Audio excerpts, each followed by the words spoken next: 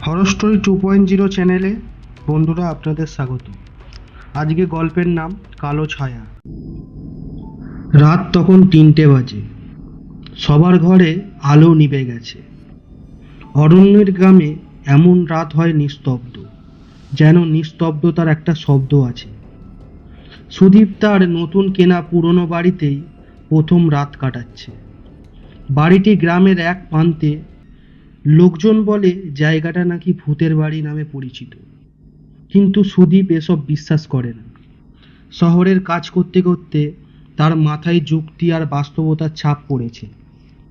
রাত গভীর হতেই হঠাৎ জানালার পর্দা একটু মুড়ে উঠল। বাইরে বাতাস নেই, তবুও পর্দা যেন কারোর ছোঁয়ায় সরে গেল। সুদীপ চোখ খুলেই দেখল জানালার পাশে এক কালচে ছায়া। সে উঠে দাঁড়াতে চাইল, কিন্তু তার পা যেন আটকে আছে বিছানায়। গলা দিয়ে কোনো শব্দ বের হচ্ছে না। ছায়াটা ধীরে ধীরে কাছে আসছে, তার শ্বাস বন্ধ হয়ে আসছে। হঠাৎ ছায়াটা ফিসফিস করে বলল, তুই আমার ঘরে কেন এসেছিস?